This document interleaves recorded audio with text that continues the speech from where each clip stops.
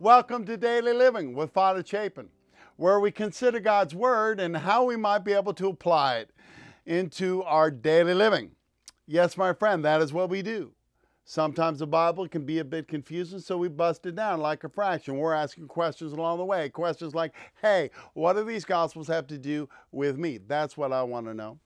How can I take these Gospels and apply them into my daily living so that I can become a light in this darkness? I want to be a tool in the hand of God, making present His kingdom, not someday in some wishful thinking, ethereal way, but today and every day. And that's what this show is all about. And I'm glad that you're here today. We got a good one. Today, we're going to be talking about a concept that is well foreign to our world, and that is, of course, the concept of humility. But before we get into it, let me do a little bragging just to show you how rare this virtue is. Only teasing, but truthfully, I have been assigned 3 very small churches. Congregation, maybe 30, 40 people, 50 people, and I got 3 of them. And I've been thinking, how can we grow these churches? And I thought, well, maybe I can do like an adult catechesis class for 10 weeks straight and serve a chicken dinner, right? Winter chicken dinner. I mean, you can't lose with that. So I go off to Costco and we get a bunch of chicken breasts and we get some macaroni cheese and we get some green beans and I've been thinking for a while, what are you going to say when you get up there? What are you going to talk about? And I thought to myself, you know what? Don't put the Holy Spirit in a box. Don't worry about it. Don't get excited. I'm going to get a couple ideas, but just get out there and start talking, see what happens. So I go to the first church, a Tuesday night. It's a Tuesday, Wednesday, Thursday night class. So the first church is the biggest church, and 35 people come. Well, first of all, 30 people come to Mass. Now, normally it's 4. So I'm excited. 35 people come to the class, and it's great. And the chicken was good. And the teaching was good. I was very excited about it. So the next night, I'm in Nitro, which is a smaller church. So we're expecting, well, we had 35 there, so maybe we get about 20, maybe 25. And we planned for that. And 75 people came. Wow. 75 people. I was so excited. We ran out of chicken, my friend. And when you run out of food at a church function, that's a good thing. That's a rare thing. That's a very rare thing. But what does that have to do with our gospel today? Well, not a lot. Not a lot. So what do you say? I quit yipping and we talk about this. We focus. We put ourselves in the presence of God. We spend so much time running here, running there, doing this, doing that. How often do we just stop and say, what am I doing? Where am I going? You see, the good news about the good news, my friend, is that God wants to lead you, and He does it through many, many ways. But one very powerful way is His Word, because you see, His Word is alive. And it will speak to you where you are. Whatever season you are in your life, it will come to you and speak to you personally. We are going to school. Are you ready to be the student? We are hearing from the Gospel of Mark. And I love Mark because he's just the facts, ma'am. He's straight to the point. And this is a seismic gospel. A reading from the Holy Gospel according to Mark. Jesus and His disciples left from there and began a journey through Galilee, but He did not wish anyone to know about it. He was teaching His disciples and telling them, the Son of Man is to be handed over to men, and they will kill Him. And 3 days after His death, the Son of Man will rise. But they did not understand the saying, and they were afraid to question Him. They came to Capernaum, and once inside the house, He began to ask them, what were you arguing about along the way? But they remained silent. They had been discussing among themselves on the way who was the greatest. And then He sat down, called the 12, and said to them, if anyone wishes to be first, he shall be last of all and servant of all. Taking a child, He put it in their midst, and putting His arms around it, He said to them, whoever receives one child such as this in my name receives me. And whoever receives me receives not me, but the one who sent me. The gospel of the Lord. This is a deep pool, my friends. We got a whole lot to talk about. Call in the kids. It's going to be good. This is Daily Living. I'm Father Chapin. You hang out. We'll be right back, and we're going to talk about this gospel and a few other things along the way here as we consider God's Word and how we might be able to apply it into our daily living. Hi, this is Father Chapin, host of Daily Living with Father Chapin. It is such a pleasure to be able to come into your home each and every week and share the good news, but it's a bit expensive. So if you feel like you're being fed by this ministry, if you look forward to the message every week, I would ask you to prayerfully consider a partnership with Daily Living. Grab a piece of paper and a pencil because the details will be up on the next break, but what do you say we get back to the show?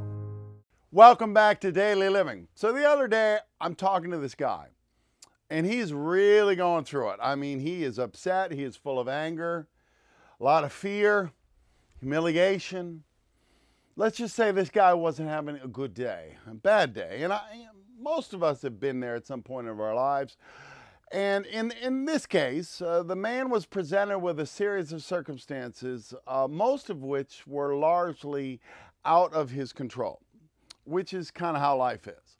And he just couldn't see a way out. He was gripped by fear, analysis paralysis. You know how it goes. Anyway, I wasn't quite sure exactly what to say as I was searching for words of comfort.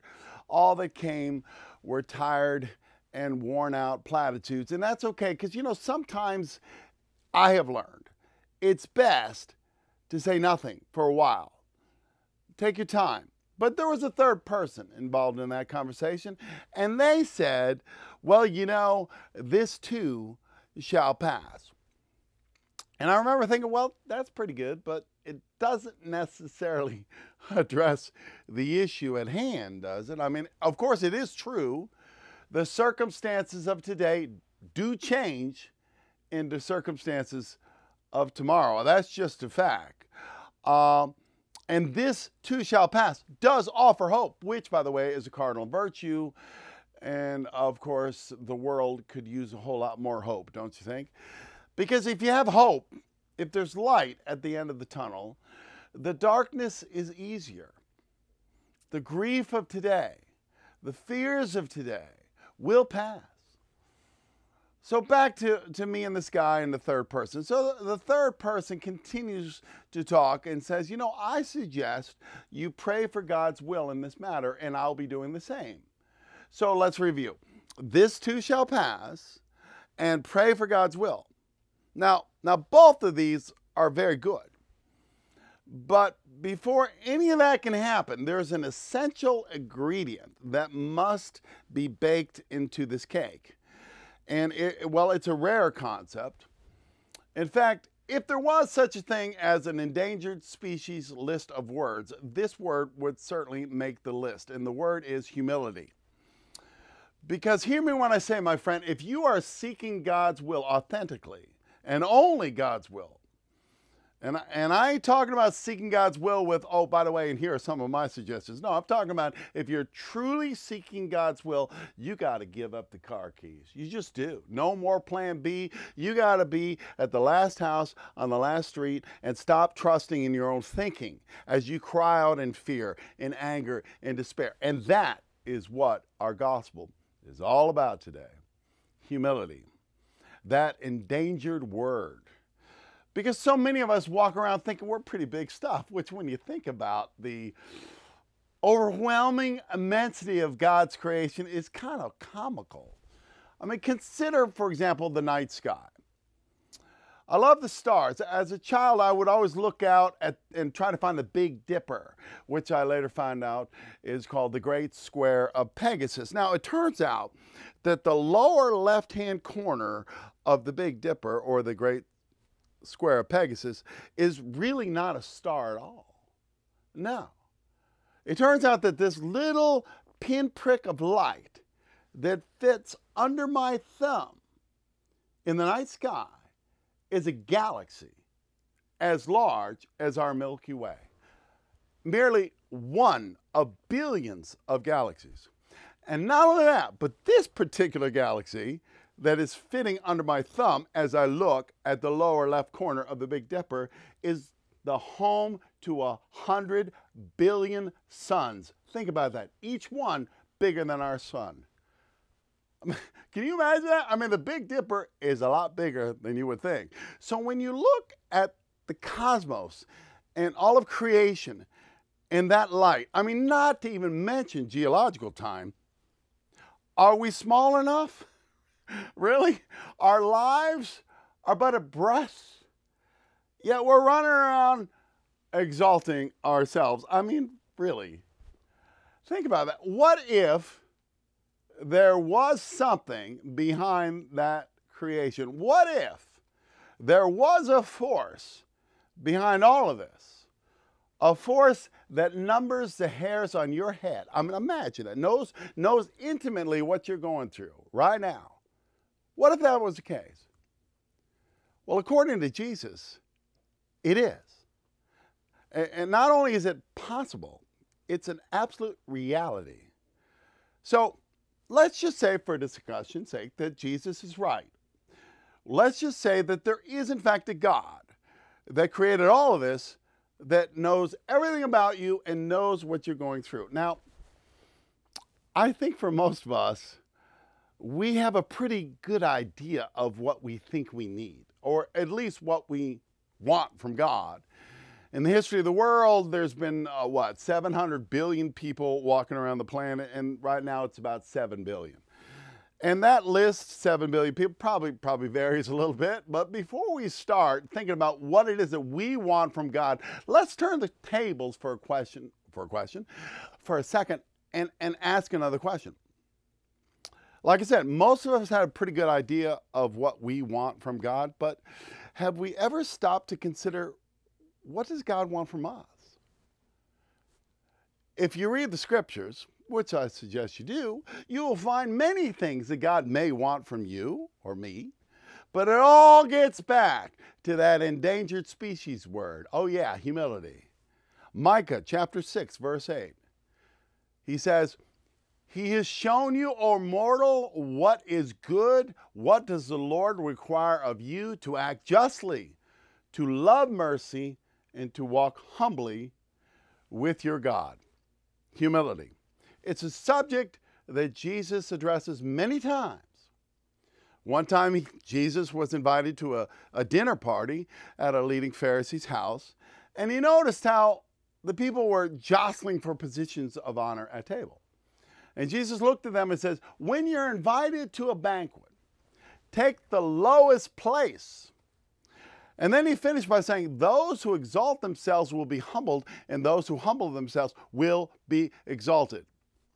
We find a parable in Luke that talks about this, very close to my heart. It's the parable of the Pharisee and the tax collector.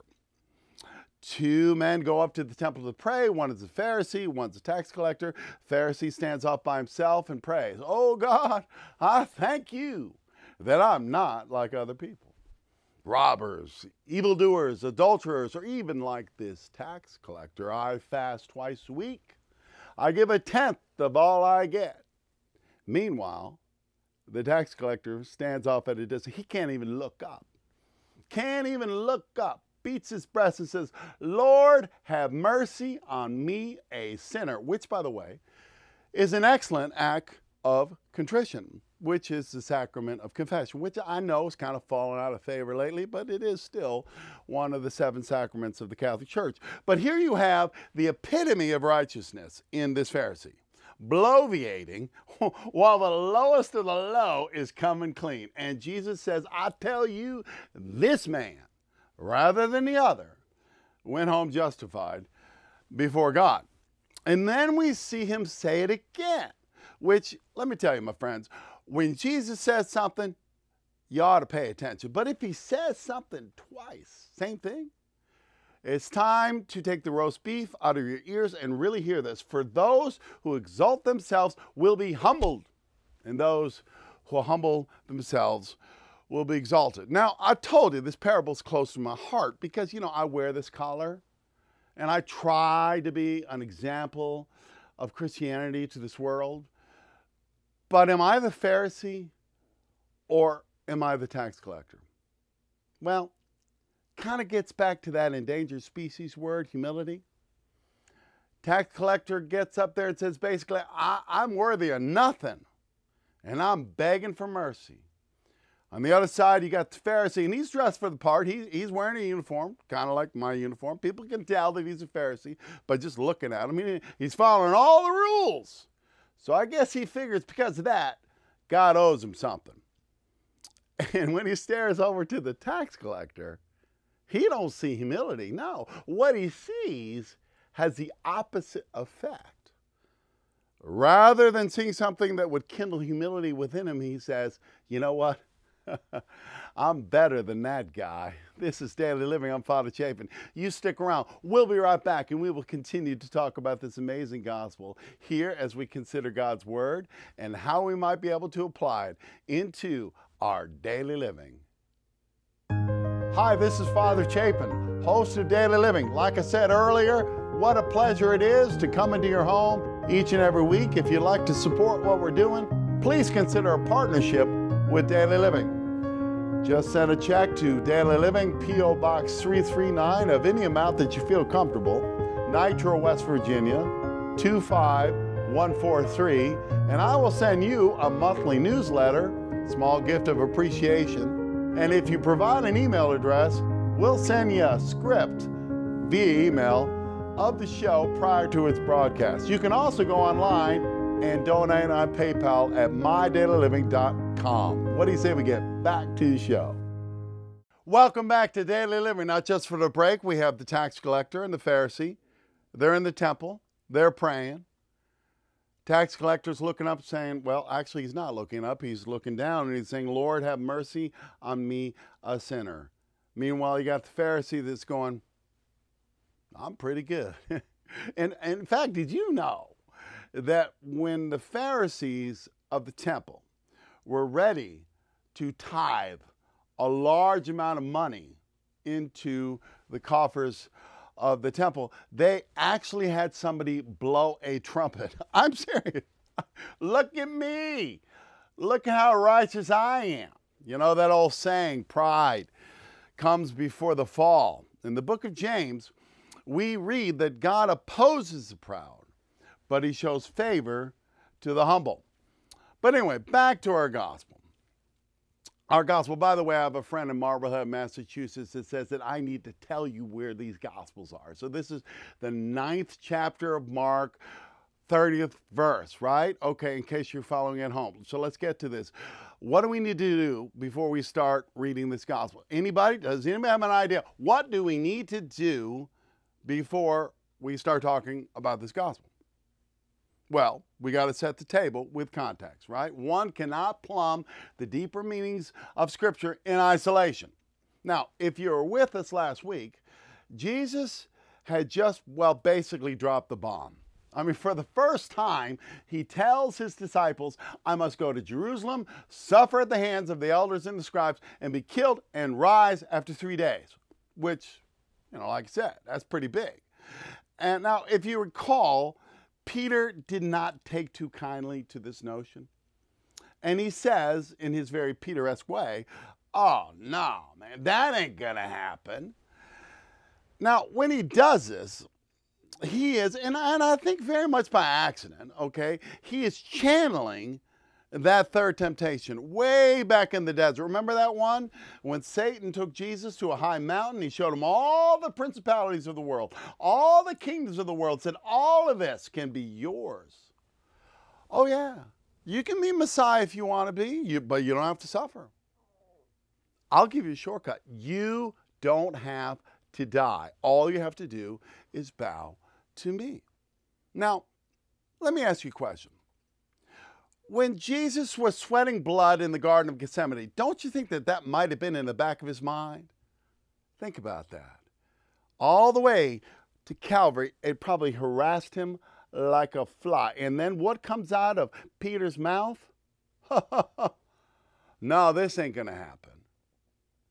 What came out of the prayer of the Garden of Gethsemane? not my will, Lord, but thy will be done. So here, out of the mouth of Peter comes that third temptation. And for a second time, Jesus says, get behind me, Satan. So like I said, we're in Mark chapter 9, verse 30, and Jesus starts to predict for the second time this passion. The Son of Man will be handed over to men, and they will kill him, and in 3 days he will rise from the dead. Now, it says that they don't understand, but they were afraid to question him, which is a bit odd given the fact that he is rabbi, he's their teacher. I mean, why would you be afraid to ask your teacher questions? Well, let's consider what happened the last time somebody questioned him. His name was Peter. Need I say more? Jesus rebuked Peter, called him Satan. Which brings up a question. Have you ever wanted to really ask a question, but you were afraid to and you didn't because you didn't want to look stupid? Or how about this? Have you ever been talking to somebody and they say, well, you know what I mean? And you go, yeah, even though you really didn't. Because if you do, then you become the one who isn't quite sure where they are, but refuses to ask for directions, which is precisely how so many of us live. Now, this is not in the scripture. I'm just making this up. This is my mind's eye. But I'm wondering what's going on with these disciples about now, this conversation. Well, why don't you ask him, Peter? Peter's like, well, I ain't asking him. I know. Why don't you ask him? And I must say, as far as questions go, this is a very good question. Of course, we look at the crucifixion through hindsight of salvation history because we know the rest of the stories. But these guys, no, they didn't know. It made no sense. In fact, for any Jew, that the idea of a Messiah being killed is ridiculous. That makes no sense at all. It's not on the resume. In fact, if a Messiah does actually get killed, well, he ain't Messiah, right? But they had seen Jesus heal, calm storms, feed 5,000, cast out demons. And recently, Peter, who was clearly illuminated by God at the time, stated that he is, in fact, the Messiah. But here's the problem. Messiahs don't die. So this is a good question. And what about all this raising from the dead business? They had seen Jesus raise Jairus' daughter from the dead. They saw him raise Lazarus from the dead. But what if he's dead? Who's going to raise him? So somewhere in a house downtown in Capernaum, Jesus looks at him and says, hey, what you guys been arguing about along the way? And I love the reaction. They remained silent, right? So busted. Because they had been discussing among themselves on the way who's the greatest, which how they got off on that subject is a mystery, but my money's on Peter. I mean, I can only imagine they might have been discussing, well, who among ourselves will raise Jesus from the dead? And I can hear Peter say, well, he called me Rock. Maybe Thomas corrects him and says, well, yeah, he also called you Satan. And they're squabbling about what? Pride. Why? Because pride always destroys unity. And of course, Jesus, who knows everything, knows what they're talking about, and sees this as a teachable moment. He takes the opportunity to reveal to his disciples the secret of life. If any one of you wishes to be first, he shall be last and the servant of all. And then sitting down, puts a child on his lap and says, whoever receives this child in my name receives me. And whoever receives me receives the one who sent me. Now, later, Jesus will put a towel around his waist, wash their feet to prove this point to them. And still later, he will die on a cross to prove this point to the world. Humble yourself in service. We live in a world that is completely deficient of humility. We live in a world that places zero value on humility.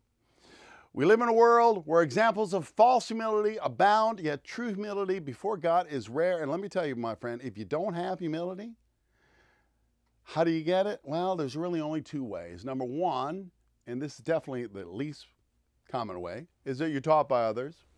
as you see others walk humbly in the Lord, serving others not to bring praise upon themselves, but rather maintaining an acute awareness of their own shortcomings and sinfulness, much like our tax collector.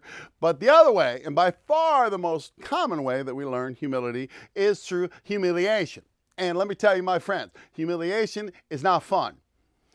But the good thing about humiliation is it brings about the possibility of humility, because you see, when you suffer anger, when you suffer fear, despair, and humiliation is hanging all over you, then and only then do you have the opportunity to stand before a loving God and recognize that you yourself have no power.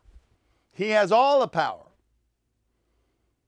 And you say, this too shall pass.